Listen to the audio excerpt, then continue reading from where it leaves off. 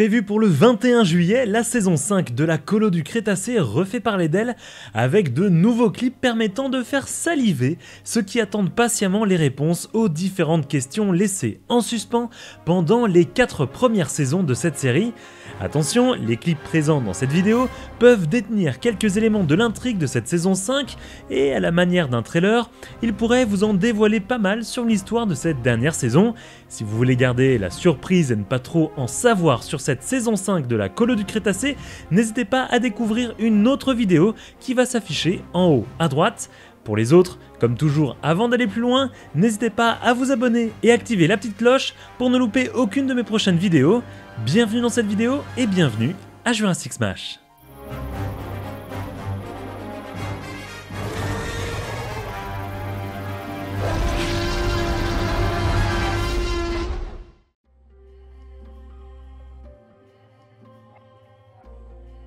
Dévoilé pendant le trailer de cette saison 5, nous pouvons enfin découvrir la bestiole qui semblait à l'aise dans l'eau, alors que beaucoup se posaient la question concernant le type de reptile marin dont il pouvait s'agir. J'avais vu juste dans ma précédente vidéo analyse du trailer, il s'agit bien d'un notosaure, dont un jouet tiré de la Colo du Crétacé avait été mis en avant il y a quelques semaines.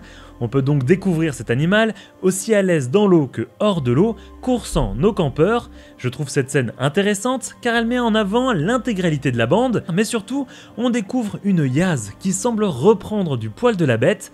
Après être tombée dans une sorte de dépression dans la saison 4, la jeune athlète fait face au notosaure avec courage en lui assénant un coup de barre de fer. On devrait donc retrouver une Yaz beaucoup plus courageuse dans cette dernière saison, un changement intéressant pour l'une des meilleures évolutions de personnages de la série. Dans un second clip, on découvre Brooklyn, Ben et Darius voulant entrer dans le bâtiment principal de l'île. Cependant, un des T-Rex semble les courser avant de se faire rattraper entre guillemets par les drones.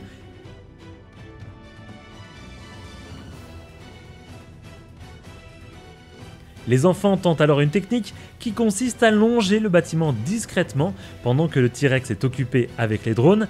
Hélas, leur plan échoue. Rien de bien nouveau dans ce clip ici puisque l'on a déjà vu une grande partie de ces extraits dans un précédent clip et dans la bande-annonce.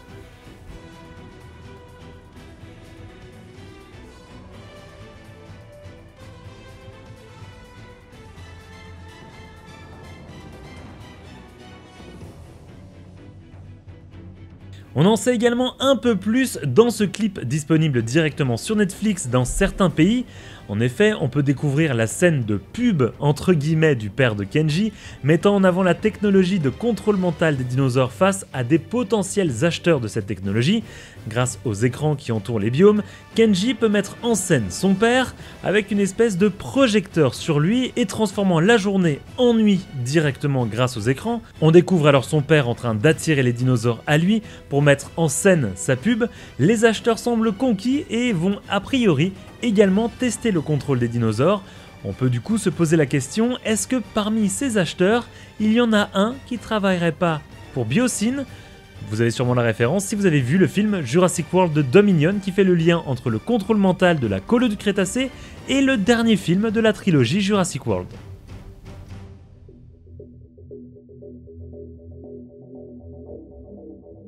On enchaîne avec un autre clip intéressant montrant les dinosaures arrivant sur l'île de Mantacorp.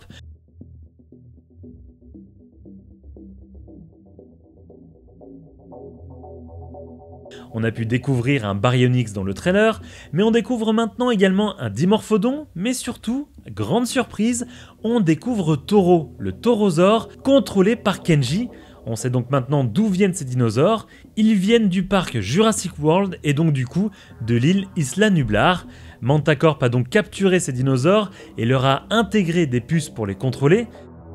Mais surtout, on y découvre également Petite Boss, qui a elle aussi reçu une puce de contrôle. Même si je ne suis pas vraiment fan de cet arc scénaristique de contrôle mental de dinosaures, j'ai tout de même hâte de découvrir ce que Petite Boss va devenir. Je pense que dans cette scène, Ben va suivre le groupe de mercenaires de Mantacorp pour retrouver l'ankylosaure un petit peu plus tard dans cet épisode.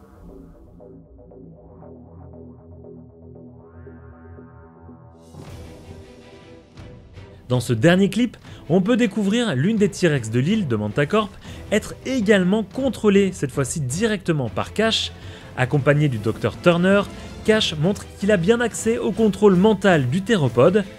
Le Dr Mai Turner a l'air stupéfaite, d'un sens plutôt négatif entre guillemets, elle a l'air d'être un petit peu quand même horrifiée, et elle affirme que le T-Rex se bat entre guillemets contre elle-même pour essayer de bouger, mais Cash lui répond qu'elle peut bouger uniquement si lui, via sa manette de contrôle, lui en donne l'ordre.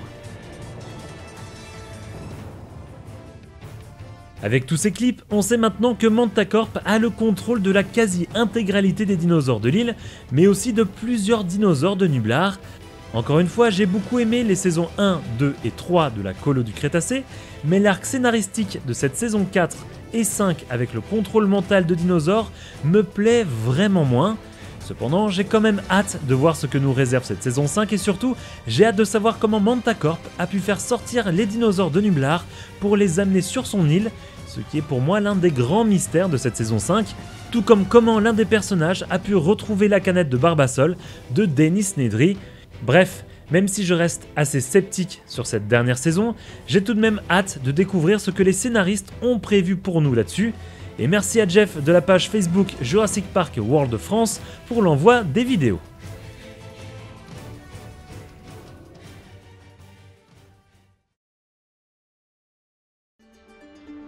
Comme toujours, n'hésitez pas à me dire ce que vous pensez de toutes ces informations en commentaire. Vous pouvez devenir membre fondateur pour avoir accès à des émoticônes sur la chaîne ou devenir membre soutien et avoir votre pseudo YouTube mis en avant à la fin de mes vidéos ainsi qu'un accès à certaines vidéos en avant-première. Pour cela, cliquez sur l'onglet rejoindre sous cette vidéo. Merci à mes membres soutiens et à toutes les personnes qui supportent cette chaîne en vous abonnant et en partageant mes vidéos sur vos réseaux sociaux. Nous, on se donne rendez-vous dans une prochaine vidéo. Salut les Smashers!